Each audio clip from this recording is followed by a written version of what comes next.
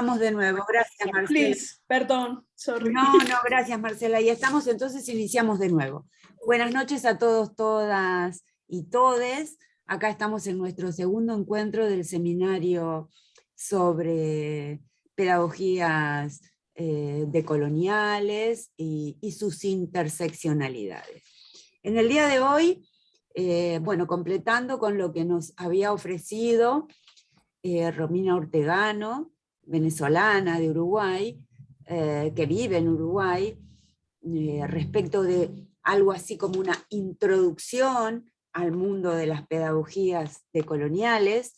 En el día de hoy, y no menos importante, lo que vamos a intentar realizar es introducirnos al mundo del feminismo decolonial, si ustedes quieren, o lo que podría llamarse el feminismo decolonial. Claudia lo va a explicar mucho mejor que yo.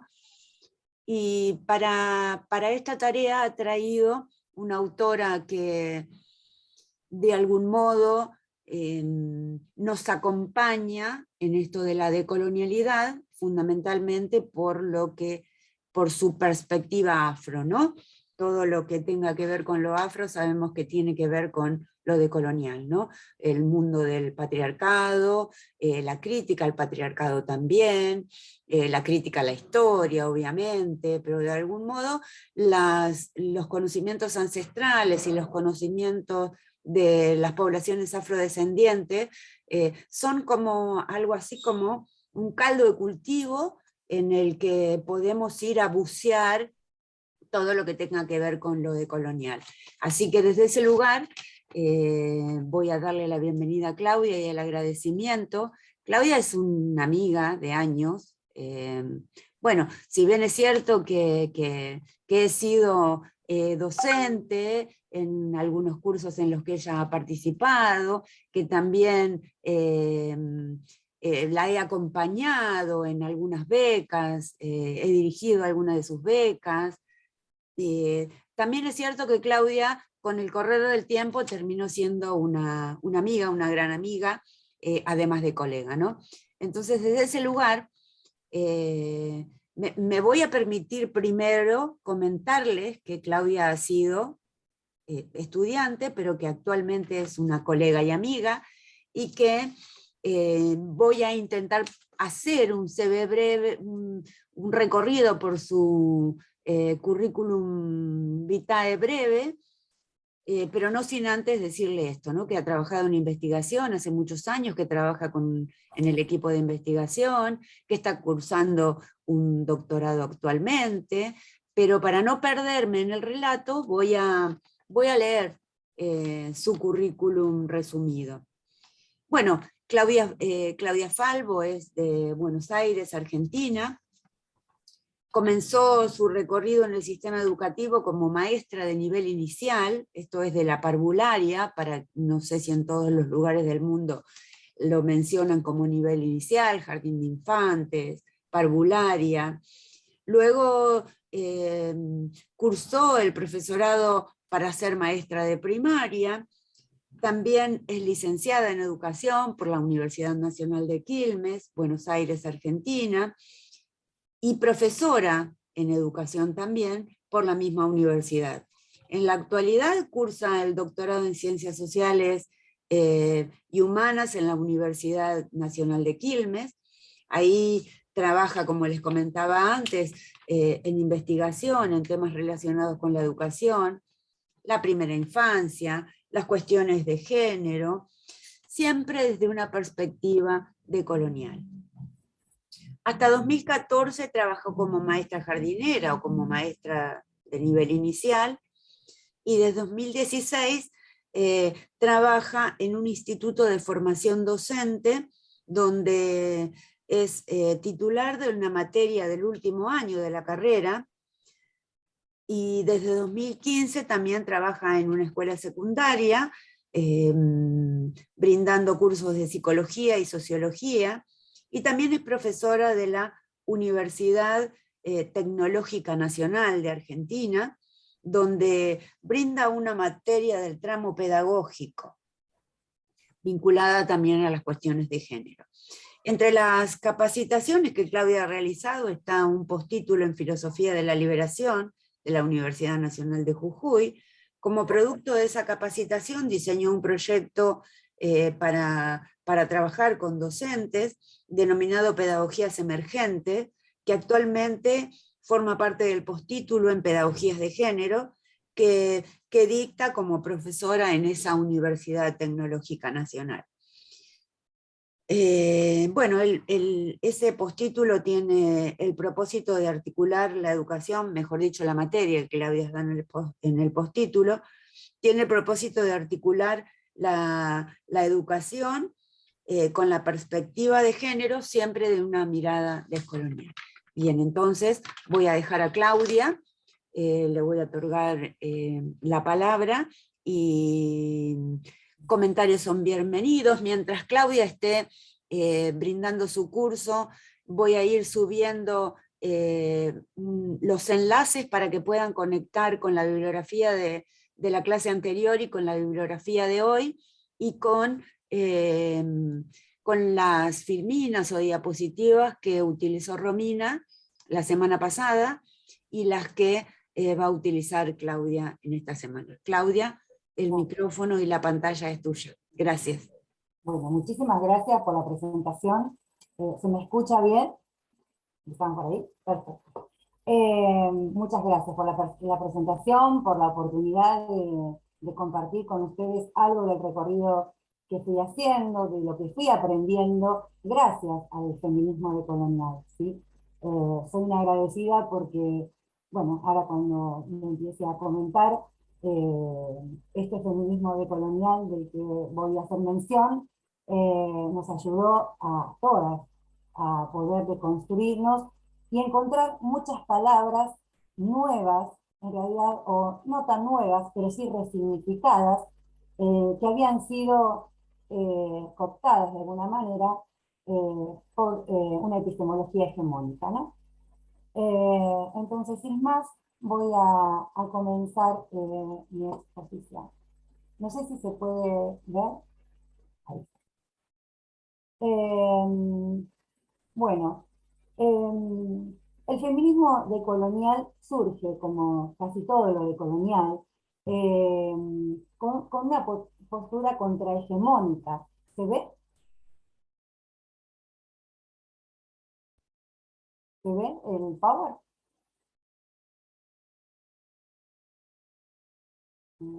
Perdón, Claudia, es que estaba silenciada hasta que encontraba el botón para... Sí, se ve bien, tranquila. Sí, sí. Perfecto. Entonces nace como una postura contrahegemónica al feminismo que comienza la lucha por los derechos de las mujeres en Europa y en Estados Unidos. Luego, este feminismo es de alguna manera tomado por el resto del mundo, ¿no? Resignificado y descolonizado de alguna manera, o decolonial. Estas luchas lo que buscaban de alguna manera era ver cómo, digamos, cómo esas opresiones estaban en nuestra corporalidad.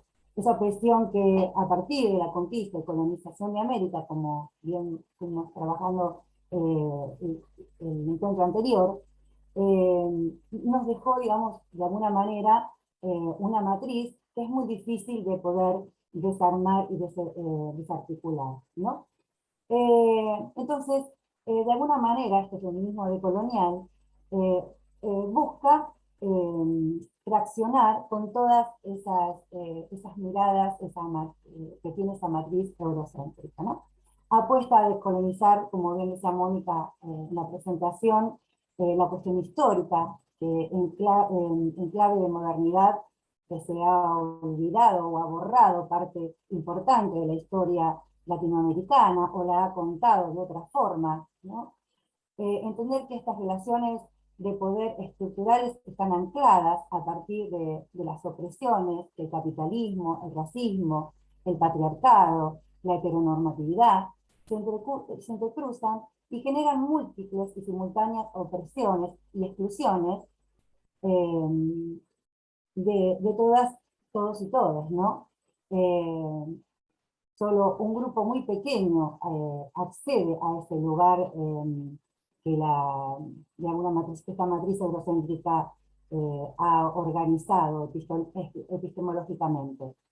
Se trata también de evidenciar de alguna manera y denunciar y actuar frente a una realidad que nos demuestra que las mujeres racializadas, porque algunas, aunque no venimos de la afrodescendencia, pero sí, por ser latinoamericanas, de alguna manera, por nuestra corporalidad, como dice Rita Segato en algunas de sus expresiones, o cuando expone, que basta ver, digamos, nuestra negritud en la blanquitud, ¿no?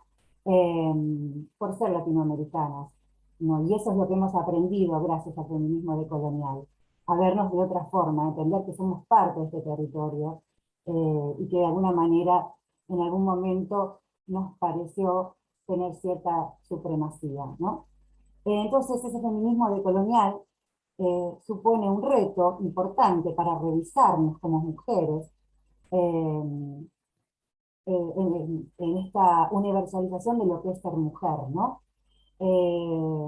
También algunas feministas como Leila González en Brasil, por ejemplo, o Kimberly Clark, han mirado o nos han aportado el concepto de interculturalidad para pensarnos cómo esas múltiples opresiones están en nuestros cuerpos, ¿no? En nuestras corporalidades. Porque, como dice Lugones también, María Lugones, una argentina que trabaja sobre el feminismo decolonial, que dice que a pesar de que todas las personas somos racializadas y asignadas a un género, no todas somos dominadas o victimizadas de la misma manera por ese proceso, ya que ese proceso es binario, dicotómico y jerárquico. Esto que las feministas decoloniales nos vienen a mostrar, ¿no? De alguna manera, y que tanto estamos aprendiendo de ellas. Entonces dice, solo si percibimos el género y la etnia como entramados o fusionados insolublemente, podremos ver realmente a esas otras mujeres, las negras, las indígenas, las latinoamericanas, de alguna manera. Reflexionar y problematizar es lo que trae este feminismo decolonial. Pensar en esta categoría de mujer, que también fue gestada, es un vocablo, es una palabra generada por esa matriz epistemológica. Entonces, citando a Llorca, traje esta frase, este párrafo de su texto que dice: estamos convencidas que la apuesta de un feminismo decolonial, al tiempo que se nutre de análisis críticos anteriores que ponen en duda las explicaciones desarrolladas y sostenidas por la teoría occidental, blanco-burguesa, avanza poniendo en duda la unidad del concepto de mujer. De una manera radicalmente inédita, da forma tal que ya es imposible reconstituirla nuevamente. O sea, esa palabra mujer entreteje, intentó poner ese universalismo, ¿no? De que todas las mujeres, el estereotipo de mujer es único, ¿sí? De una manera entonces radicalmente inédita, de forma tal que ya es imposible reconstituirla nuevamente, pero además, y este es el punto de quiebre, desde donde ya no es posible volver atrás, dice Miñoso. Pero además, el feminismo, en su complicidad con la apuesta decolonial, hace suya la tarea de reinterpretación de la historia, lo que venía diciendo al principio. De alguna manera reinterpreta la historia en la clave crítica a la modernidad. Ya no solo por su androcentrismo y la misoginia, como lo ha hecho la epistemología feminista clásica, elitista, blanca, sino de su carácter intrínsecamente racista e eurocéntrico. Un poco es también hay una feminista decolonial en Argentina, Karina Vidaseca, quien retoma un concepto que es el de la retórica salvacionista. Muchas veces, y es lo que de alguna manera Miñoso nos viene a decir, es que muchas veces las mujeres, por el lugar que ocupamos de superioridad, intentamos salvar o mirar a otras mujeres desde nuestra perspectiva y de nuestra subjetividad, ¿no? Entonces lo que intenta decirnos de alguna manera el feminismo decolonial es eso, ¿no? Quien apuesta también a hablar de este concepto de mujer es Mohanty, ¿sí? Ella es de origen asiático, perdón. Bueno, ella lo que plantea es lo siguiente: los escritos feministas se colonizan de forma discursiva las heterogeneidades materiales e históricas de las vidas de las mujeres en el tercer mundo, y por tanto produce y representa un compuesto singular, la mujer del tercer mundo. O sea, todas aquellas mujeres que estamos de alguna manera racializadas, entramos dentro de esta cosmovisión. Un análisis de la diferencia sexual en forma de una noción monolítica, única, ¿sí? Singular y transcultural del patriarcado o la dominación masculina. No puede sino llevarnos a la construcción de una noción igualmente reduccionista y homogénea de lo que yo llamo, a diferencia del tercer mundo, ese concepto estable, antihistórico, que aparentemente oprime a la mayor parte. Se mezcla a todas las mujeres de estos países, ¿sí? El feminismo de Occidente no puede evadir, dice, el reto de situarse y examinar su papel en este marco económico, político global. Dentro de estas feministas decoloniales hay muchas. Está Yuberkis, la que acabé de nombrar recién, Karina Ochoa, Angela Davis, Cyril Albin Sibay, que es Silvia, Bell Hooks. Hay un montón de mujeres que nos abrieron la posibilidad de otro mundo posible. Hoy me voy a detener en un concepto específico de una de ellas. Me refiero a Audre Lorde, una feminista que para mí la verdad fue un placer encontrarme con su lectura y con todo lo que ella nos viene a decir. Audre Lorde era feminista lesbiana, afroestadounidense, y nació en Nueva York entre 1934 y 1992.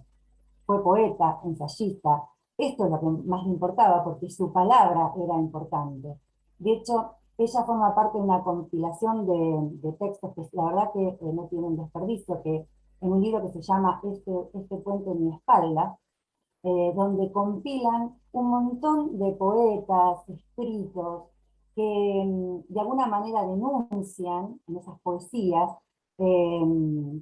las opresiones, ¿no? Allí hay asiáticas, hindúes, o sea, todas aquellas mujeres latinoamericanas, por supuesto. Si no lo conocen, la verdad que se los recomiendo, porque es un texto que nos amplía desde la poética una posibilidad importante de conocer mucho más cosas que nos hemos perdido por la blanquitud de nuestra eh, epísteme, ¿no? Entonces, bueno, fue cofundadora de una revista, donde ahí aprovechaba a poder, bueno, hacer militancia, ¿no? Bueno, también fue directora de un periódico lésbico.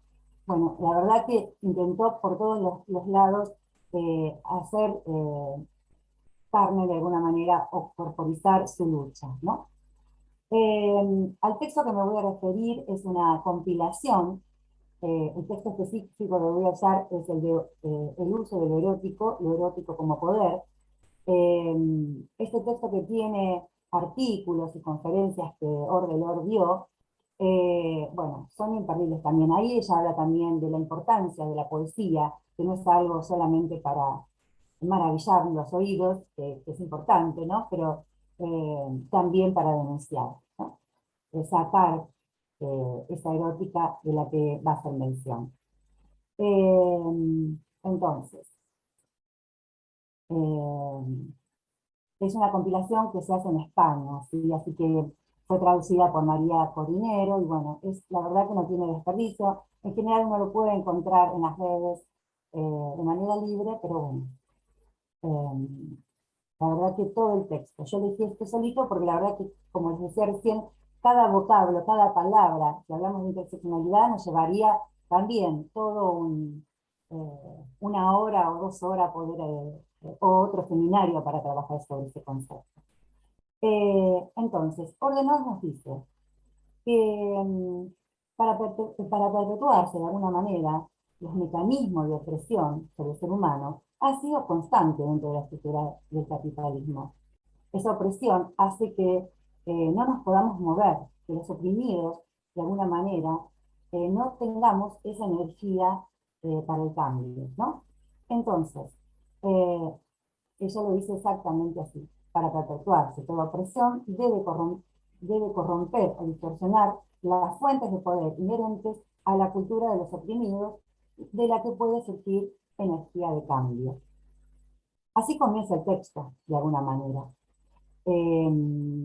La autora señala que dentro de la cultura occidental ha sido colocado este concepto, lo erótico, en desconfianza, en desvalorización, y puesto en lugar de sospecha. En el caso que atañe a las mujeres, porque ella habla para las mujeres, pero la verdad es que este concepto y la forma en que ella lo habla, la verdad que el patriarcado sabemos que no es solamente un problema de mujeres o de otredades, sino de toda la humanidad, básicamente, ¿no? Entonces, al hablarle a las mujeres dice que por un lado se ha fomentado los aspectos superficiales del erótico como signo de inferioridad femenina, y por otro se indució a las mujeres a sufrir y a sentirse de alguna manera despreciable y sospechosa en virtud de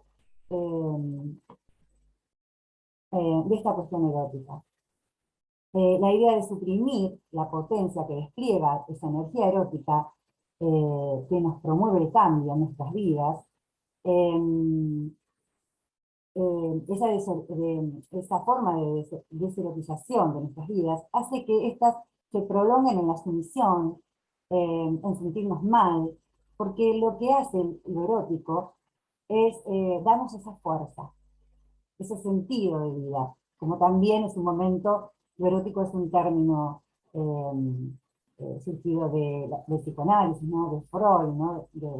De esa vertiente de alguna manera, ¿no? Que también habla de esa pulsión de vida, ¿no? Pero bueno, por alguna razón, que también en algún punto Foucault lo menciona en sus textos sobre la sexualidad, como digamos, la desconfianza ante lo erótico se va cambiando por una educación sexual, ¿no? Cómo se corporiza eso. Entonces, lo erótico entonces tracciona sobre nuestro poder interno que brota y fluye, y que ha sido callado durante tanto tiempo. Será porque a lo mejor, como dicen las feministas actuales, el eslogan actual que dice es "nosotras movemos el mundo"? ¿Será que el poder patriarcal tiene esta fuerza interior que surge de nosotras? Agregaría yo. Por ejemplo, Rousseau, en su apartado, cuando, por ejemplo, habla de la educación de Sofía,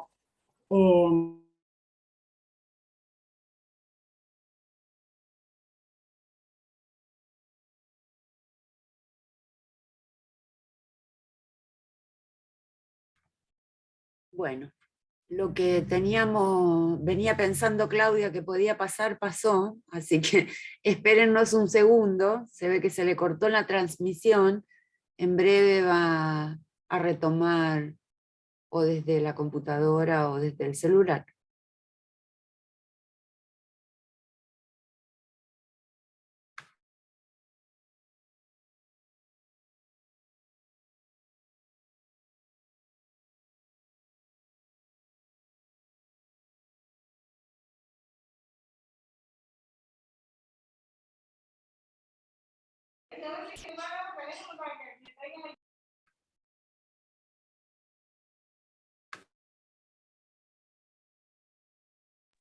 ¿Hubo algún detalle? Claudia, ¿estás por ahí? Aparentemente Aparentemente salió, creo. Ahí está ya. Ah, gracias, Marcela. Ya regresó.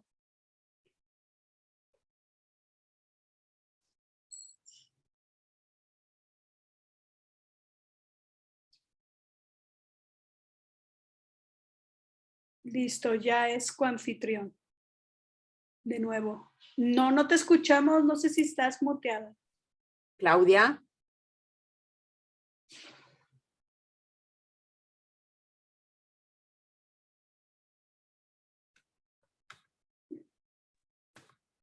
¿Sí? Hola, ¿me Hola. escuchan? Sí, Sí, ya. ahora sí. Vas a, Perfecto. comparto. ¿Podés Ahí compartir está. por ahí Ahí o estoy. comparto? Compartimos entonces, ahí está, por favor. Mil disculpas. No. Cosas Ahí de la está. tecnología. ¿Dónde ibas? ¿Se me ve bien? Por la Filmina 6, creo. 6. ¿Ahí? Sí, está bien. Está bien. No, una más. Una más. Una más. Ahí estamos. Ahí está. Si no, igual no hay problema porque de alguna forma, y bueno, si se me escucha bien, sigo por acá. Así no prendo la computadora y genero... Se te escucha bien, Claudia, así que adelante. ¿Se me ve bien también? Yo ahora no te estoy viendo, pero porque no te veo en el... Sí, yo sí la veo sin problema. Okay. Perfecto, listo. Entonces, como decía, esas opresiones siguen estando de otra forma, ¿sí? A pesar de haber pasado tanto tiempo, esa forma de operar está dentro nuestro. Y la erótica, lo que nos viene a decir Ordelor, es que nos estaría, de alguna manera, traccionando esta posibilidad de ser intensas, enteras. En otros lugares, por ejemplo, se limita la cuestión corporal, ¿no? Algunas mujeres en el mundo se les amputa el clítoris, por ejemplo, ¿no? El goce, lo erótico, está estrechamente vinculado con el control de nuestros cuerpos. Hemos aprendido de niñas que este poder no racional que nace en nuestras entrañas eh, eh, es poderoso para los hombres, digamos, de alguna manera es el control que los hombres tienen sobre las mujeres, acostumbrado a definir erróneamente lo erótico y emplearlo en contra de las mujeres, a partir de esa sensación confusa, triviales, psicóticas, con las que se acusa al erotismo, ¿no? Nos han engañado, dice Ordelor, y lo han confundido con lo pornográfico, que nada tiene que ver, dice Ordelor. Renunciamos a indagar lo erótico y a considerarlo una fuente de poder e información, confundiendo con su antítesis la pornografía. Algo que es tan poderoso se lo ha subvertido. La pornografía, dice, es la negación directa del poder del erotismo, ya que representa la supresión de los sentimientos verdaderos. La pornografía vendría a ser, como lo decía recién, la antítesis, la sensación sin sentimiento. Siguiendo a esta autora, podemos ver que lo erótico nos conecta con nuestro propio ser y con lo caótico de nuestros sentimientos más fuertes. Cuando conocemos y vivenciamos ese poder interno, debemos equilibrarlo. Tampoco debemos exigir lo demás. Lo que suele suceder en el feminismo decolonial latinoamericano, de alguna manera, oprimido, es que nos exigimos mucho más que otros, ¿no? Y eso es lo que dice, ojo, que eso no se transforme en otra opresión, ¿no? Porque a tal punto que nos puede incapacitar, nos puede dejar por fuera esta búsqueda de la excelencia permanente con nosotras mismas. También dice el objetivo de todo lo que hacemos es que nuestra vida y la de nuestros hijos sean más ricas. Este reconocimiento de lo erótico tiene que ver con eso. Con buscar fortalecer no solamente a nosotras, sino a todo lo que nos rodea. El problema es que los hombres le temen ese poder que está inmerso en las mujeres. Con tanto poder son peligrosas. Y cuando preparaba este texto, acá me aparecía la voz de Galeano, ¿no? En ese texto en el que él habla sobre el miedo del hombre a la mujer sin miedo, ¿no? La verdad que es un texto que es una crítica, ¿no?, a la masculinidad, ¿no?, de alguna forma. Es por eso entonces, dice Baudelaire, que nos enseñan a eliminar esa exigencia erótica de la mayoría de nuestra vida, salvo en la que hace referencia al sexo. O sea, está nucleado a una cuestión biologicista solamente y no a todo lo que impulsa ese ser erótico que llevamos dentro. La mayoría de las áreas de nuestra vida, salvo, bueno, como lo dijimos, en el sexo, está totalmente habilitado. Esa falta de atención, de satisfacción y de fundamentos eróticos de nuestro quehacer se traduce en el desafecto a gran parte de lo que hacemos. Por ejemplo, ¿cuántas veces nos preguntamos si amamos el trabajo que hacemos? Creo que voy por la filmina 10, pero como está chiquito no lo llego a ver. Entonces, nuestro sistema define lo bueno en función de los beneficios. No nos planteamos si lo que hacemos nos erotiza, si nos da placer lo que hacemos, goce de alguna manera. Y la vida, digamos, privando a nuestra vida de esa felicidad o ese atractivo y su plenitud que puede llegar a tener, ¿no? Esta forma de vida, entonces, a la que hemos sido sometidas, y en general, porque también digo, los hombres también, de alguna forma, los hombres y las otredades también son, como lo venía diciendo, atravesadas por estas lógicas, hace que reduzca el trabajo solo en un medio de subsistencia, por el pan, alienado a nuestro vivir, solamente esto, sin pensar si lo que hacemos nos hace felices. Es como que nos vamos aplacando, nos vamos cerrando, oprimiendo cada vez más. Es importante que revisemos la calidad de todos los aspectos de nuestra vida y de nuestro quehacer, y también cómo nos movemos en ellos y hacia ellos. El término erótico, para ir al concepto clave de lo que significa lo erótico, procede del vocablo griego eros, la personificación, que sería la personificación del amor en todos sus aspectos, nacido del caos. Eros personifica el poder creativo y la armonía. Lo erótico es una afirmación de la fuerza vital de las mujeres, de esa energía creativa, fortalecida, cuyo conocimiento y uso estamos reclamando ahora en nuestro lenguaje, nuestra historia, nuestra danza, nuestro amor, nuestro trabajo, nuestras vidas. Esto dice literalmente Baudelaire. Por eso, equiparar la pornografía con el erotismo equivale a entenderlo como dos usos de lo sexual, diametralmente opuestos. Como en la misma lógica, hemos separado lo espiritual, lo psíquico y lo emocional, de lo político, que es sumamente político, es un concepto totalmente político del que debemos de alguna forma apoderarnos de vuelta, viéndolo con aspectos contradictorios y antitéticos.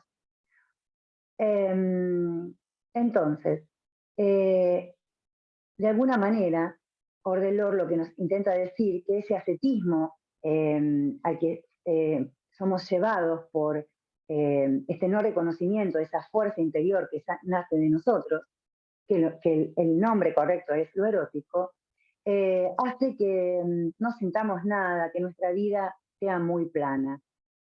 El puente entonces que conecta esta espiritualidad está en nuestro interior, en esa semilla interna que va a decir ella. En síntesis dice, de alguna manera, puntualiza en su texto exactamente en qué consiste esto erótico, dice. en proporcionar el poder que deriva de compartir profundamente cualquier empeño, cualquier reconocimiento con otra persona. Compartir el gozo, ya sea físico, emocional, psicológico, intelectual, tiende entre quienes lo comparten un puente que puede ser la base para entender mejor aquello que no se comparte y disminuir el miedo a la diferencia, nos acercaría mucho más. El segundo sería en que hace resaltar con sinceridad y valentía mi capacidad de gozar, qué me gusta hacer, qué quiero hacer, de cualquier cosa que haga, desde pintar en mi casa hasta hacer, escribir un libro, ¿no? Todo eso, desde lo más sencillo a lo más complejo, debe ser una opción gozosa.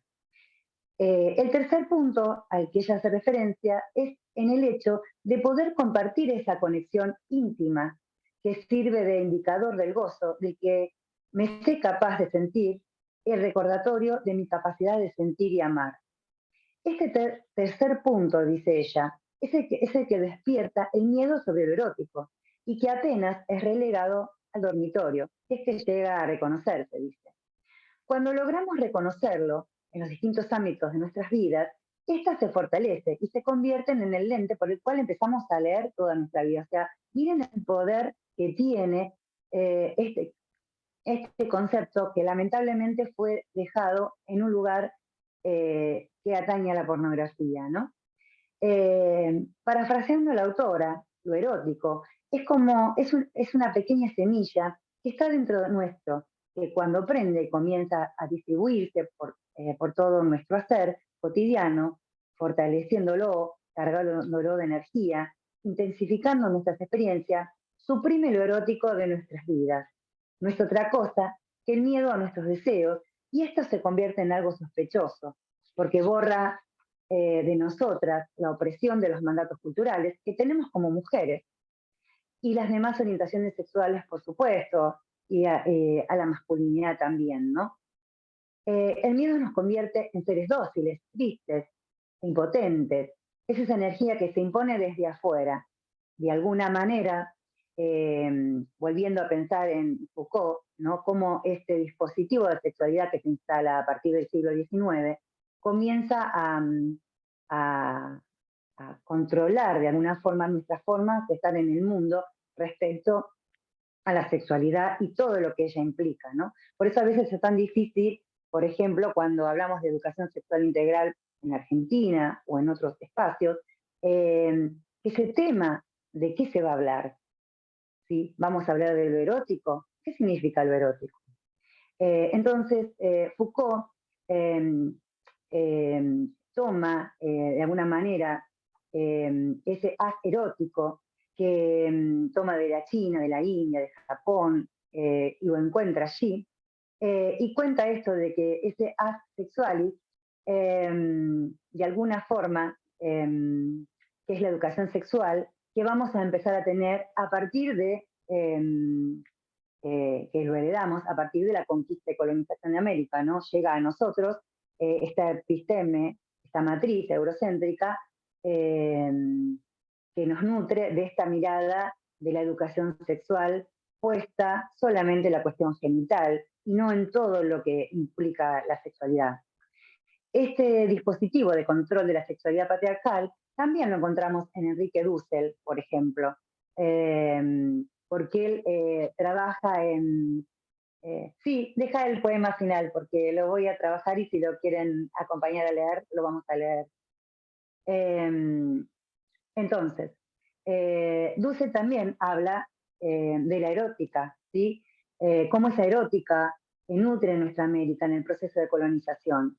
O sea, este concepto que Ordelor trae desde el feminismo decolonial también es abordado por múltiples intelectuales, pero Enrique Dussel nos va a plantear que forma parte de la liberación de un paradigma teórico a la discusión sobre el concepto de lo erótico. Este desarrollo teórico nos puede dar herramientas, dice Dussel en este hermoso libro, que invito a leerlo si no lo han podido leer aún, a partir de sus reflexiones y análisis sobre otras formas posibles de liberación a partir de prácticas que tiendan a emancipar a la mujer de su opresión. Esa opresión de la que nos habla Ordelor en el texto que estamos compartiendo. Dussel sostiene que comprender el entramado gestado durante la conquista y colonización de América es la clave para la liberación del eros. El autor considera que la recuperación del eros nos permitiría recuperar parte de esa sensibilidad perdida con el falocentrismo y con ella la posibilidad de la liberación patriarcal de la sociedad, ¿no? Digamos que esta erótica, esta palabra que empieza a trabajar Ordelor en este texto, del poder de lo erótico, lo que radica, tiene un trabajo por múltiples espacios. De hecho, hay un texto que se llama Andar erótico de colonial, donde, bueno, está Joderex Miñoso, donde ella ahí desarrollan bastante la mirada de colonial.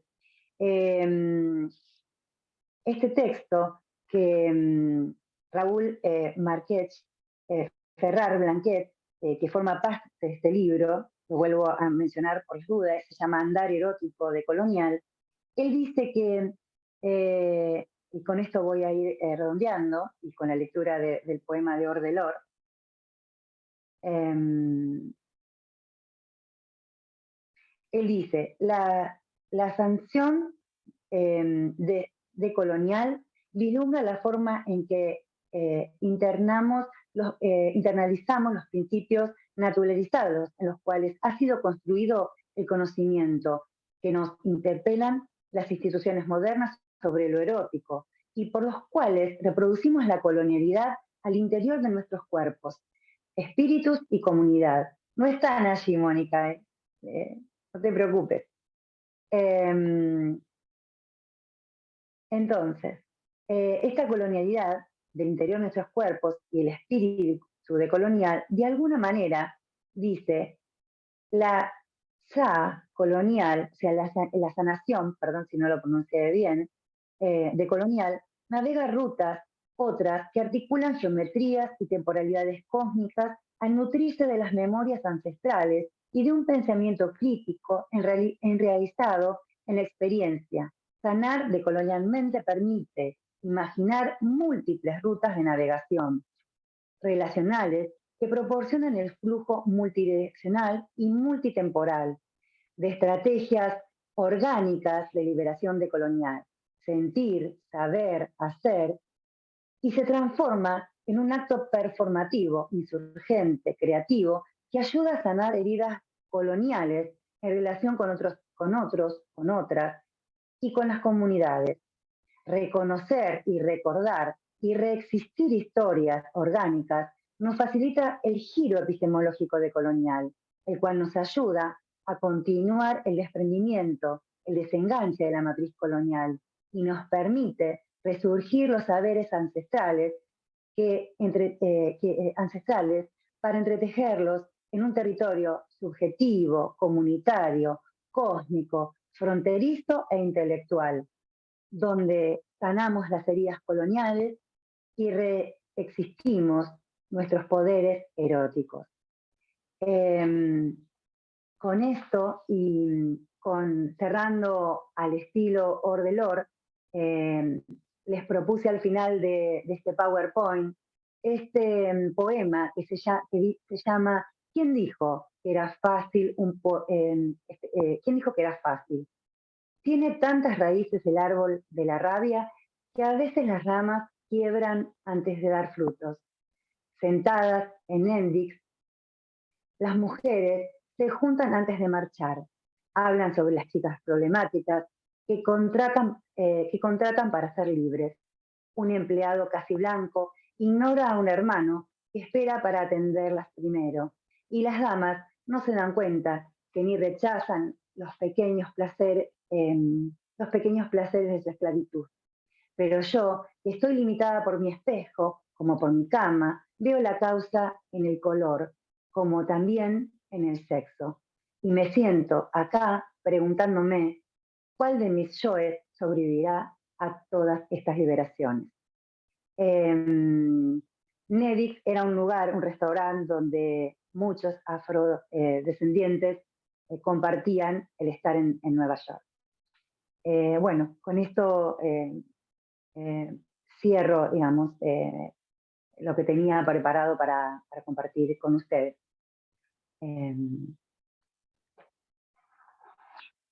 Voy a tratar de conectarme de vuelta. Gracias, Claudia. Ahí voy. Si quieren... Vamos a abrir a las preguntas. No sé si hay algo acá, no estuve prestando atención.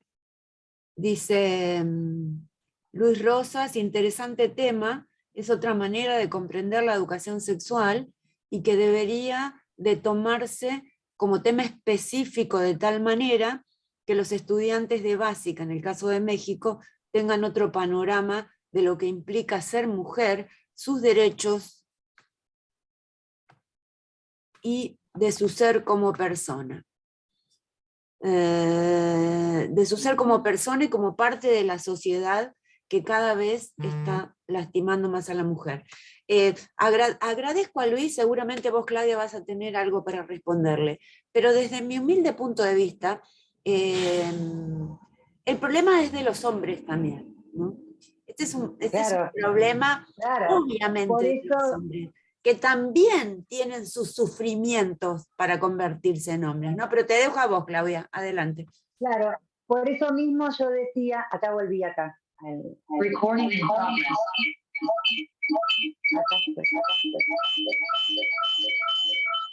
¿Soy yo? Sí, Claudia, tenés que apagar la compu, porque se acoplan.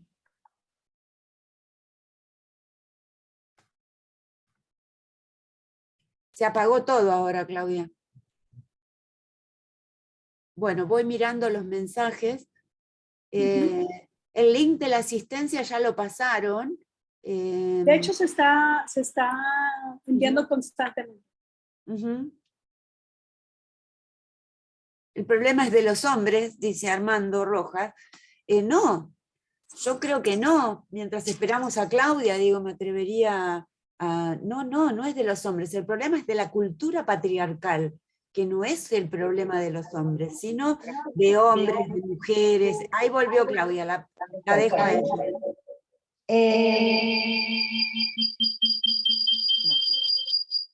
Tiene que apagar alguna de las dos. Sí, ya estoy. Listo. Sí, estamos mejor. Claro, por eso yo decía que el texto habla, Ordelor, nos habla a nosotras las mujeres, porque pertenece al feminismo decolonial, pero en realidad, por eso yo fui haciendo estas salvedades, de pensar que es para todos, digamos, mujeres, hombres y otredades, ¿no? Lo que este feminismo de alguna manera nos trae, nos devuelve estos conceptos que han sido maltratados, ¿no? Puestos en un lugar de orden de lo pornográfico. Por eso ella hace esa salvedad entre esta cuestión de los vocablos, cómo esa matriz eurocéntrica colonial se apropió de mucho de los discursos, de muchas de las palabras que decimos, pensamos, desde ese lugar. Pero sí, coincido con Mónica y coincido con la persona que hizo mención a esto. Sí, el patriarcado y la matriz eurocéntrica colonial nos atraviesa a todos, a todas y a todes, ¿sí? Lo que yo intenté es rescatar estos valorables conceptos que nos ponen de alguna manera en ese lugar a todas las personas, vuelvo a decirlo, ¿no? Sí, totalmente. Pero bueno, ella nos está hablando a nosotras. Hace eso. Pero por eso mismo fui mechando esto de decir, bueno, que es un término... nada, que es bienvenido para todos, ¿no? Sí, yo por ahí quisiera agregar el tema de el problema de la cultura eurocéntrica, la cultura patriarcal, de algún modo lo que nos quiere decir Audre Lorde, es justamente eso, que deja o transforma lo erótico en pornográfico, cuando el eros es el amor, ¿no? No es solamente el amor de pareja, no es solamente el amor de pareja y no importa el sexo de las parejas, sino que lo erótico hace mención al amor en la pareja, con los hijos, con la familia, con el mundo, con los animales. Digo, lo erótico es eso, es amor. Amor Claro. desde todas las perspectivas, ¿no? Eso es lo que está mal comprendido según Audre Lorde y según la parte de la ética de la liberación de Enrique Dussel, que habla justamente de la erótica. Fíjense que Dussel no dice lo erótico o lo pedagógico, ¿no? Sino que dice la erótica, porque es una arquitectónica de la cultura la que nos impide ver la diferencia. Te dejo, Claudia. Claro, tal cual. Dussel, bueno, en este texto tan importante que es la erótica, ¿no? Ahí nos muestra cómo esa erótica se va metiendo, inclusive en muchos trabajos, en algunas de sus conferencias, hace, bueno, esa crítica también a Freud por el tema de cómo pensó la erótica, ¿no? De una mirada machista, bueno, pero también tuvo su contexto y su momento, ¿no? No le podemos pedir a un ser humano que logre todo ¿no? En cosas tan complejas, ¿no? Nos dejó algo muy importante. Ahora tenemos que ver, bueno, en qué momento lo dijo, cuándo lo dijo, qué cosas no tenían en cuenta. En el momento que Freud escribe esto, las mujeres no podíamos acceder a la educación, básicamente, entonces no estaba pensado el mundo para las mujeres. Entonces, bueno, él no lo tuvo en cuenta tampoco. Siempre era lo que nos faltaba, ¿no? Nos falta, sufrimos la castración por lo que nos falta, ¿no? Pero esa erótica también, en la cuenta de cómo esa erótica está en nuestra corporalidad desde que nacemos hasta que morimos, que somos personas sexuadas, y que la erótica no tiene que ver solamente con una cuestión genital, sino que nutre, precisamente como muy bien vos decía, todo nuestro ser, toda nuestra cotidianidad. Y Audre Lorde lo rescata y lo trae porque se lo ha maltratado este concepto que al ser humano me parece, o estoy convencida más que me parece, que sería una herramienta de transformación real para la convivencia, ¿no? Rescatar el ser felices con los que hacemos, como pareciera que fuera algo utópico en este mundo capitalista, colonial y patriarcal. Pero bueno, precisamente el apropiarse de palabras tan poderosas tiene que ver con eso, con el miedo a, bueno, ¿qué va a pasar después de esto? ¿Vamos a tener otra revolución? ¿Cómo callamos una revolución así? ¿No? Me parece que el poder de las palabras, por eso tanta resistencia también a cómo nos expresamos, al vocabulario, a incluir a todes, ¿no? O sea, las palabras tienen un significado, tienen una matriz eurocéntrica, colonial, que nos coarta y nos oprime en lo que decimos y sentimos. Entonces las subjetividades se van formando de esa manera, ¿no? Generalmente alguien que se ríe o está contento, ¿qué le pasa? Decimos, ¿no nos pasa eso? En vez de, ¿no? Medio como que nos acercamos más a alguien que le está pasando mal, ¿no? Como que ahí lo entendemos más, pero si se ríe, ¿no? Tiene algún problema, ¿no? Y eso nos pasa en el aula, ¿no? Cuando los chicos, las chicas se ríen por algo, ¿de qué se ríen? Estamos estudiando, no es momento de la risa, ¿no? ¿No es momento? ¿Cuál es el momento, no? Pero bueno, estamos atravesados en esa corporalidad de la que habla Foucault, de lo que nos habla también Enrique Dussel, ¿no? En ese trabajo tan importante. Pero es la herencia colonial que recibimos, esa opresión que tenemos en los cuerpos. Y en tanto no la empecemos a desarmar, y por eso para mí esta maestra, como lo es Audre Lorde, es muy importante ese concepto, como los otros conceptos de todo el feminismo decolonial que nos abrió un montón de vocabulario que no teníamos, ¿no? En Brasil, por ejemplo, yo nombré a Leila González, cuando Angela Davis visita Brasil y hablan y preguntan por el tema de la interseccionalidad, bueno, acá tienen a Leila González, escúchenla, o sea, ¿no? Pero bueno, es muy difícil porque, digamos, la hegemonía cultural, el multiculturalismo, ¿no? Ha hecho de esto realmente digamos, una opresión desde el vocabulario, desde todo lo que somos, ¿no? Entonces es muy difícil desentramarlo. No sé si hay preguntas, yo Y en realidad hay participaciones, ¿no? Ahí Armando Rojas tiene una serie de preguntas que imposible, ¿no? ¿Cuál es la influencia de la moralina de la formación religiosa en la conceptualización de lo erótico? Totalmente. Es claro, absolutamente penetradora la influencia religiosa. claro.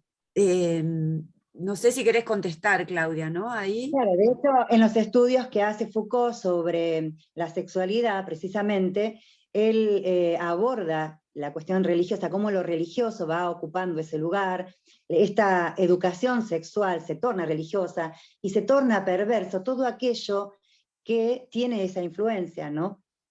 El tema de la confesión, ¿no? El tema de estar escuchando, porque bueno, no lo dije, pero en el texto de, por ejemplo, de Federici, en el Calibán y la Bruja, donde ella desarrolla ahí cómo del pasaje al capitalismo de alguna manera se pone a la mujer en el lugar patriarcal, de cuidado, ¿no? Y al hombre en ese lugar. Bueno, allí hay de alguna forma un lugar que se va a ordenar, ¿no? Y que Foucault lo muestra en esta, digamos, con el tema de la religión, ¿no?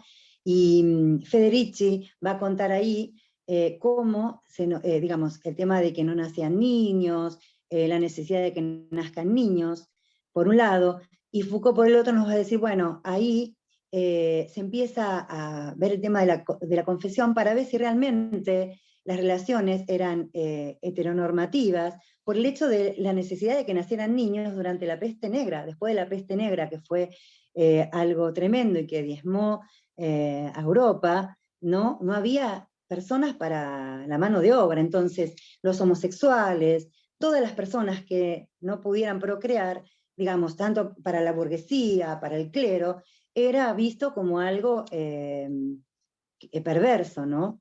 De ahí la casa de brujas, un montón de situaciones que se interrelacionan, ¿no?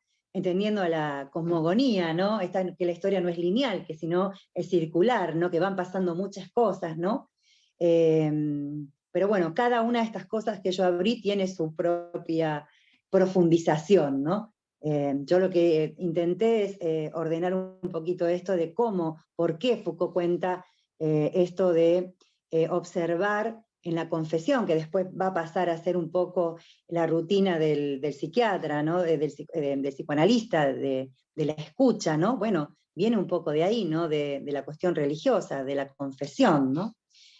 Ahí estaría lo religioso, ¿no? Pero bueno, después está toda la otra también, toda la otra corriente de la religión, de la filosofía de la liberación y la teología de la liberación, que también nos viene a contar algo distinto, ¿no?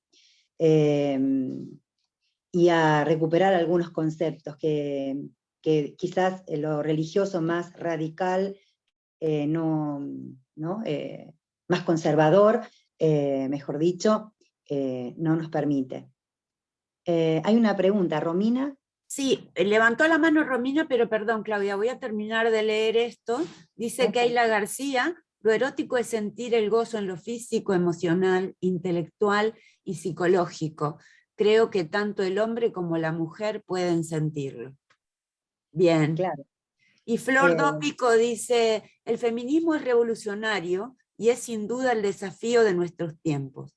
Pensar el feminismo en clave de colonial es realmente una instancia superadora para la construcción, eurocéntrica que nos atraviesa. Súper interesante la mirada. Y efectivamente es un concepto mal entendido, y no sé quién lo dice, Dolores Romero. Efectivamente, perdón, es un concepto mal entendido, supongo que se refiere a lo erótico. Se nos ha enseñado a ocultar lo que sentimos e incluso a avergonzarnos, y se nos ha enseñado siempre a dar placer a los demás. Exacto. Es lo que critica Ordelor. Miremosnos, por eso nos habla a nosotras, ¿no? Por esto de que, bueno, fuimos entrando más tarde a la vida ciudadana, y esa vida ciudadana fue desde Rousseau, como también lo critica Dussel en sus trabajos, ¿no? Fue un gran, alguien que nos coartó muchísimo nuestra posibilidad de ser, ¿no? Entonces, bueno, me parece que sí, que traer ser revolucionarias en poner en su lugar a la palabra erótica, que tiene que ver con movilizarnos, con estar vivos, me parece que, es usarla sin miedo, o sea, apropiarnos de ese vocabulario. Tal cual. ¿No? Sí.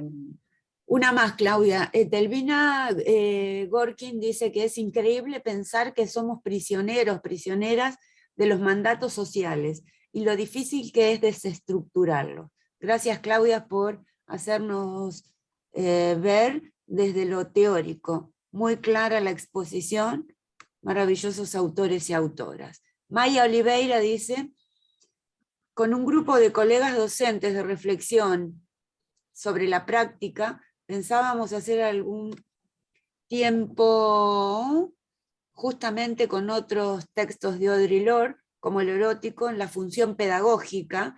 Claro. Es lo que me permite entrar en el aula entera, porque implica el ser y por tanto la identidad.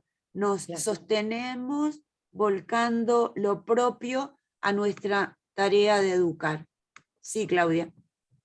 No, totalmente. Es que es lo pedagógico, porque es liberador. Hablamos de lo pedagógico y no de la pedagogía, sino de lo pedagógico y también de la pedagogía, por supuesto, ¿no?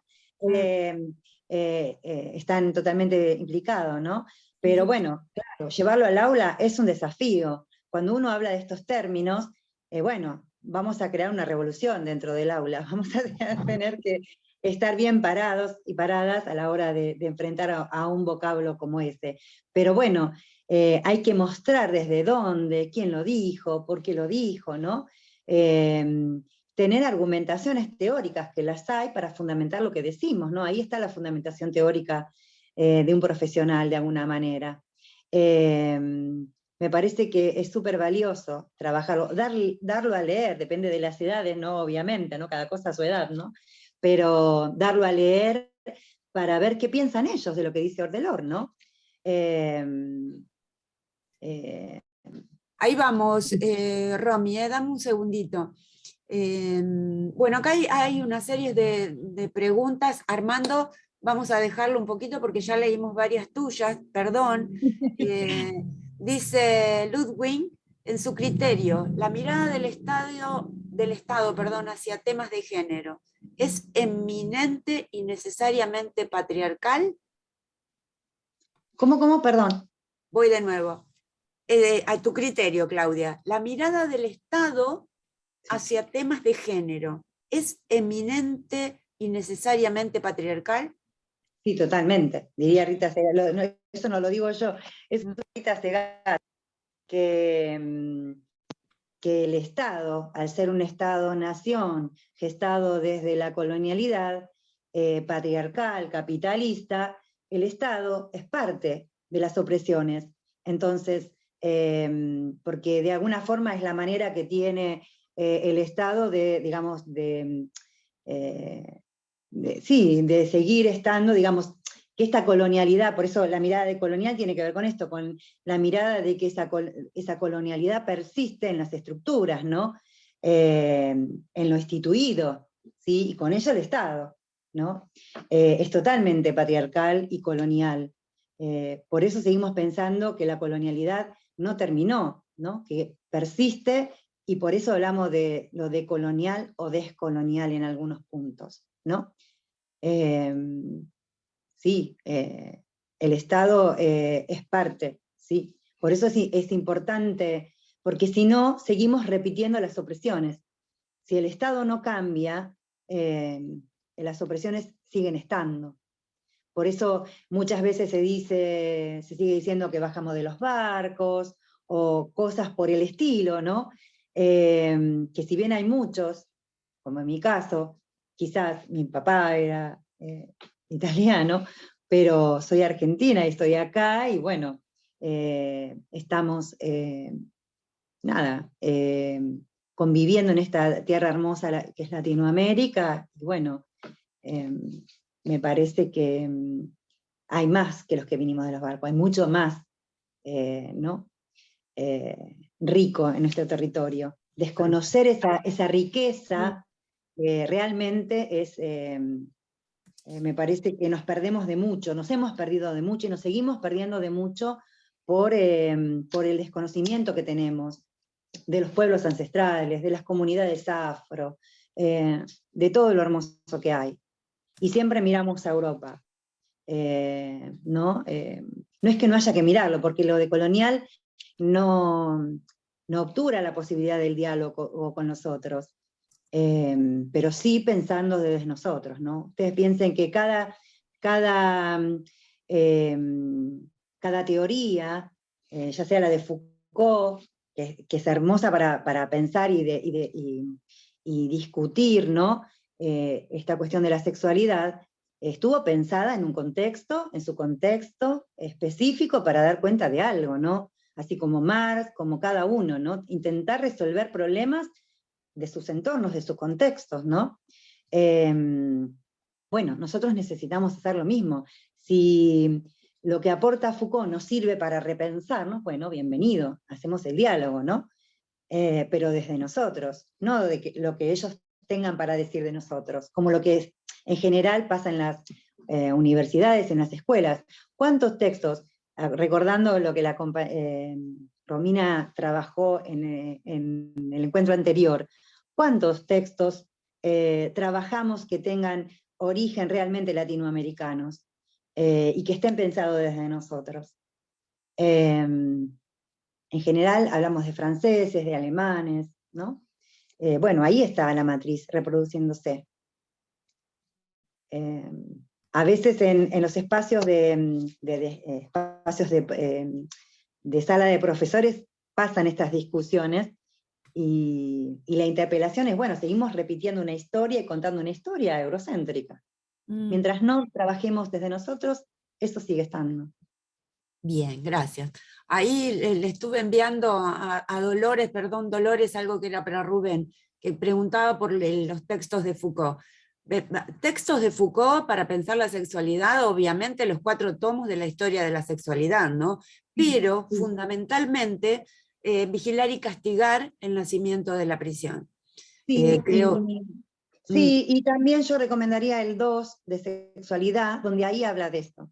La historia de la sexualidad, claro, los 4 tomos. El 1 claro. Y el 2 son primordiales para comprender esto, esto de cómo la burguesía incipiente encierra la sexualidad en las paredes de la familia, ¿no? Exacto. Claro. Bien, perdón, Claudia, si me permitís, le doy la palabra a Romina, ¿está bien? Sí, claro. Sí, sí. Adelante, perfecto. Romina, que está esperando hace rato. Nada, no hay apuro, por favor, para nada. No, Claudia, gracias. Y bueno, a todas las personas que han ido comentando cosas, ¿no? A mí el tema del planteamiento de lo erótico que nos hace Audre Lorde desde el tema de los feminismos decoloniales, me parece, y coincido contigo, una de los ejes más poderosos del planteamiento de los feminismos y de los feminismos negros. Uh-huh. Pero con la relación que establece la erótica, digamos, con otra cosa que en los feminismos negros también se trabaja y que tiene también una potencia que a nosotros nos cuesta ver porque lo vemos desde nuestra lógica moderna eurocentrada, que además está atravesada por el cristianismo. Y es el hecho de cómo esta erótica está vinculada a una espiritualidad distinta, peculiar, que hace de cómo la mujer experimenta su corporeidad una experiencia distinta que no es entendida desde Occidente. Y que por ende, y porque por supuesto nos lo muestran los feminismos negros con especial potencia, precisamente porque hay una fuerza importante acerca de esta experiencia de la corporeidad en el vínculo con lo espiritual, que aparece en otras formas religiosas que no tienen el cristianismo. Y precisamente creo que el cristianismo es una de las que se caracteriza por cercenar especialmente la forma como la mujer vive su corporalidad y por ende lo erótico. Tú lo dijiste hace un momento, la erótica como vida tiene que ver precisamente con todas las cosas que hacen parte del ciclo de vida que vive y que experimenta una mujer, que es distinto a la forma como un hombre experimenta ese ciclo. Entonces no se trata que uno sea mejor o no, esté por encima del otro, se trata que son experiencias de lo corpóreo y experiencias de la vida que en la mayoría de los planteamientos de algunos de los pueblos de culturas emergentes que hemos venido visibilizándose en los últimos años, nos plantean esto amarrado a una forma de espiritualidad que conduce a otra construcción cultural que a nosotros nos cuesta mucho siquiera imaginar. Tal cual. Una cosa así como que la mujer tiene que usar el cuerpo para dar placer, alguien lo dijo en alguno de sus comentarios, y para tener hijos. Y de resto para mantenerse linda y bella según unos estereotipos signados por una lógica patriarcal y masculina, ¿no? Entonces, esa potencia me parece que es importante visualizarla y preguntarnos a partir de eso, ¿qué educación sexual en las escuelas? Alguien decía en uno de los comentarios, bueno, ¿cómo nos imaginamos la educación sexual? La educación sexual en nuestras escuelas está pensada básicamente desde la perspectiva biológica del ciclo de vida y no desde estas otras formas de vivir la corporalidad y el poder que genera en la mujer sentirse y saberse portadora de vida desde otra forma de relacionarse con el cuerpo, más allá del uso del cuerpo como mercancía.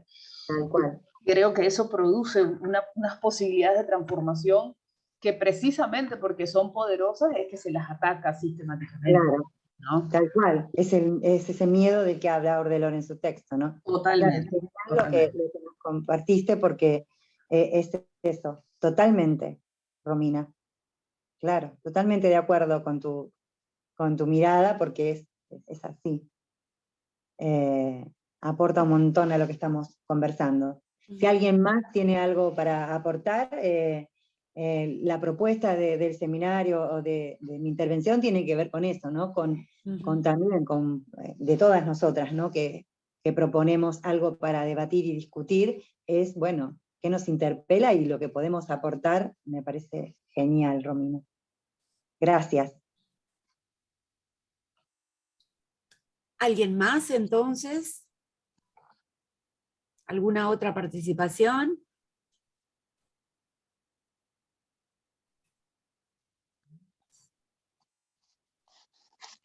Parece que el tema es tabú, ¿no? Es como lo decía Foucault, ¿no? Que uno se va animando poco cuando habla de lo erótico, pero justamente por esa asociación... Vuelvo también a lo pornográfico, por eso ella lo menciona, ¿no? Y lo dice con todas las letras. Claro. Cuando uno habla de esta palabra, lo primero que viene a nuestro imaginario, porque es lo que hemos aprendido desde chiquitos, ¿no? Chiquitas, es que, nada, que eso tiene que ver para los grandes, para otros espacios, ¿no? Y como lo decía bien Romina, para la cuestión biológica. O sea, tiene esa cuestión, ¿no? Por eso, apropiarse de ese concepto por lo que implica corporalmente, por cómo nos posiciona corporalmente, ¿no? Por eso, digamos, Ordelor para mí es fundante en esta discusión. Sí, y curiosamente, esto que decía Romy de la corporeidad, a ella le pasa por otro lugar, ¿no? Le pasan por otros lugares, y eso es lo más interesante, o tal vez sea la posibilidad, no solamente por la tradición de la cultura afrodescendiente, sino también por ese lugar de elección o de sexual, ¿no? Que tiene, Sí, o que tenía pero Audre también Lorde. es mamá de 2 hijos, o sea, Claro. en esa época, o sea que de alguna manera vivió su vida intensamente y con, ¿no? Pero bueno, esto de la erótica lo trae precisamente pensando en, bueno, en su propia experiencia de vida, ¿no? Claro. Es experiencia, es esto que en lo ancestral, de alguna manera se habla, ¿no? De la experiencia, ¿no? Del sentipensar, ¿no? Desde ahí lo trae, de las entrañas. Claro. Lo hace poesía, pero es la lucha interna que ella trae. De algún modo al varón, el homosexual, no tiene tanto prurito como tiene una lesbiana, o no, desde ese lugar, digo, me parece que hay que sacar Sí, esa bronca. Gloria Anzaldúa, totalmente. Bell Hooks, ahora, bueno, no me viene otra a la cabeza, pero como Julieta Paredes, Lorena Caminante. Gabriela Bueno, Mistral, claro, ¿no? montones, Ujú. sí, tal cual, sí. Entonces digo, bueno, ahí te mandan felicidades para vos, Claudia, gracias A ver, por, dice, hay una autora africana, ¿cómo decía? Lo llegué a leer yo, pero pasó muy rapidito. llamada Oyewemi o Yeronke. Sí, sí, también, No la excelente. tengo. Sí, sí, yo sí, pero bueno, o sea, cada una de ellas, como cada una de nosotras, cada concepto abre para dedicarle una hora entera a sus conceptos. Claro, O sea, yo claro. nombré algunas como para, digamos, de alguna manera, todo ese feminismo decolonial que está ahí, pero realmente hay un montón de producción. Por eso, cuando uno dice no hay material, bueno, busquemos esos materiales, porque nos dan la posibilidad de precisamente divulgando y contando lo que Ordelor dijo, Bell Hooks dice, la crítica que hace al feminismo hegemónico blanco, la cuestión de la violencia, bueno, hay un montón de ellas que bueno, que nos, precisamente, llevarlas a la discusión áulica, a los espacios que podamos, me parece que ahí estamos de alguna manera llevando su bandera, ¿no? Que su lucha no haya caído en algo que lo dejamos pasar, ¿no? Ya vamos, Etelvina, un segundito que termino de leer porque después se me pasan estas cosas. Discúlpame, puede ser. Excelente tema. El tema nos hace enfrentar la estructura propia, dice Juan José. Sin duda también nos compromete a procesos de autoevaluación. Bien, muy interesante, gracias y felicidades, dice Graciela. Después, Luis Manay dice muchas gracias, también es un aporte importante para reaprender y reestructurar nuevas masculinidades.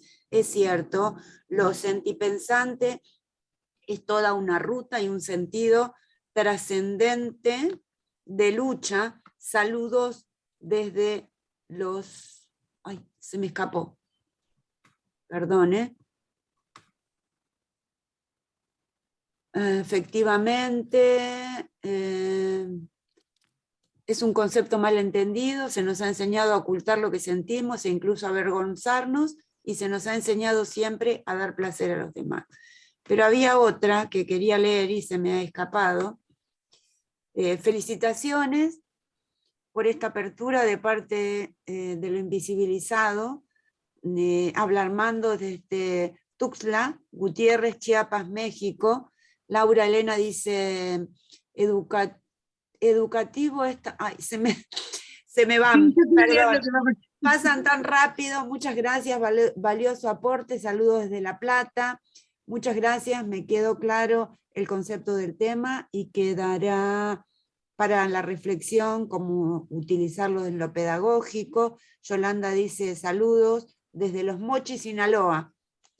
Felicitaciones a la ponente, a Claudia, muchas gracias, excelente tema y manejo. Aún falta mucho, es cierto, en la conciencia y promover una mayor cultura desde la diversidad. Sí, es verdad. Y bueno, Luego, si querés decir algo, Claudia, y luego le dejo el micrófono a Etelvina, que estaba levantando la mano. Agradecer realmente la oportunidad de vuelta a la red, o sea, a toda esta posibilidad que nos permite realmente traer estas voces, pensar lo decolonial. Me parece que, nada, es gracias realmente que podamos, como dice también en este texto que yo les compartí, que se llama La erótica, que es El andar erótico de Colonial, el texto que leí al final, eso, el sanar esa colonialidad que nos ha dejado esas marcas, ¿no? Nada, agradecer y a cada uno y a cada uno de los que participaron y dejaron su voz, y a los que están escuchando también, ¿no? Que es una forma de estar siendo, ¿no? Etelvina, micrófono todo tuyo. Gracias. Primero agradecer ¿Que le vaya realmente que... ¿Ahí se escucha? ¿Se escucha? ¿Qué le dio su primero? ¿La muchacha? ¿Se escucha ahí, Moni? Sí, yo te escucho. Ah, bueno. Quería primero agradecer que estos espacios de reflexión, gracias Claudia, gracias por todo tu saber, y comentarles algo como lo que había dicho Romina también, además de Claudia y Moni, que qué difícil que es desestructurar todo, y qué difícil que es cuando, a pesar que hay una ley acá en la Argentina, la 26.150, de educación sexual integral, yo me preparé para dar educación sexual integral, tengo un postítulo, tengo un máster en género, y a mí en los profesorados no me dejan dar los talleres de educación sexual integral, porque dicen que mi título no es pertinente porque no soy profesora de biología. Ahí se darán cuenta que, a ver, qué limitaciones tenemos los que realmente nos esforzamos. Yo tengo casi 4 años de especialización en todos los temas de educación sexual integral con perspectiva de género, un máster en Flaxo, Argentina, y no puedo dar en los profesorados. Quería, a partir de todo lo que expuso Claudia, de toda la parte teórica, de un montón de luchas que venimos haciendo, a pesar de todo eso, siguen las resistencias en los profesorados, en la parte del Ministerio de Educación. Eso quería comentarles a todos y a todas. Gracias, Etelvina. Hay que pensar que Etelvina trabaja en la ciudad de Buenos Aires, ¿sí? Que es como un estado aparte, es un estado autónomo, si ustedes quieren, la ciudad de Buenos Aires. Y es bastante más compleja la situación desde el punto de vista ideológico. Y la ideología tiene mucho que ver también con la cuestión del patriarcado. Claro, porque despierta esto que Ordelor dice. Claro. Revoluciona. Este es el problema, ¿no? Se lo caracteriza a veces con la mirada despectiva de gente que no piensa, el poeta es divaga, o sea, todo lo que es gozoso de alguna forma es excéntrico, es bohemio, que también puede serlo, no tiene nada de malo, no estoy diciendo eso, pero digo, está como maltratado, ¿no? Se tergiversa todo el tiempo, ¿no? Precisamente. Bien, leo algunos más. Gracias, gran reto tenemos para llevarlo al plano educativo. Gracias, saludos desde Mexicali, Baja California, México.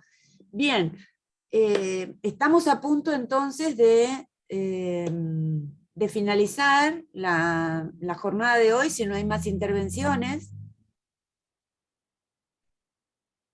Parece que no, Claudia. Ha sido un espacio muy rico, muy dinámico, que nos ha dejado pensando en muchas cosas, como bien decías vos, fue como un aguijón para la mariposa pensante, ¿no? Para que vayamos a seguir pensando respecto de cómo, cuándo, dónde y de qué modo utilizamos la palabra erótico, ¿no? ¿Cómo poder? Porque ahí está la fuerza, el Claro. poder que tiene. Vuelvo a resignificar a Lord, ¿no? Nada, gracias de vuelta, y bueno, lamento esta situación, pero bueno, del tema técnico, pero bueno. Igual creo que se pudo entender algo, ¿no? De lo que compartimos. Sí, no te preocupes, fue un lapsus nada más, y estuvimos dialogando de otras cosas mientras te esperábamos. Bueno, muchas gracias, inspirador, abrazos desde Paraná, dice Leandro. Margarita dice gracias, muy nutritivo. Bien, creo lo mismo, comparto con el resto de las personas que esto nos permite seguir pensando. Y eso Sí, es y lo hay importante. mucho más para decir, pero bueno, nos tendríamos que quedar, preparar, diríamos nosotros, un matecito y largas horas de conversatorio, ¿no? Tal cual, tal cual. Y a lo mejor, digo, uno podría llegar a venir un poquito más animado para la próxima, y bueno, la idea es esa, pueden ir aportando temas, ¿no? Para dialogar sobre género, sobre lo afro, sobre... Bueno, la semana que viene también tendremos algo que tiene que ver con la literatura, que es otro de los puntos del mundo de la pedagogía decolonial, y vamos a tratar de ir organizando. De algún modo, Claudia, con esto, con los que nos trajo de Audre Lorde, nos acompañó para ir de a poco en el mundo de la poesía, aunque ella no lo decía como poesía, pero de algún modo lo mezclaba, ¿no? De algún modo era como... Tal cual, tal cual. Pero bueno, era una bandera de lucha del feminismo decolonial, ¿no? Por eso les recomiendo ese texto que se llama Este puente a mi espalda, tiene un nombre complejo, el nombre lo tiene por uno de los poemas, lo recomiendo. Porque en esas poéticas y relatos hay historias muy interesantes para compartir precisamente, a veces hasta en un aula, ¿no? Bien, bueno, gracias a todos, todas y todes. Gracias, Marcela, por acompañarnos ahí. Gracias fundamentalmente a Claudia por el tema que nos trajo y por todo lo que nos dejó para que nuestra mariposa pensante revolotee. Sí, así que bueno, buenas noches a todos, todas y todes. Excelente noche para todos. Un gusto haber compartido con ustedes esta tarde. Igualmente. Gracias. A todos, cuídense, hasta luego. Buena tarde, hasta Adiós. luego. Chao, chao. Bye bye. Chao, Romy, chao. Chao, Romy.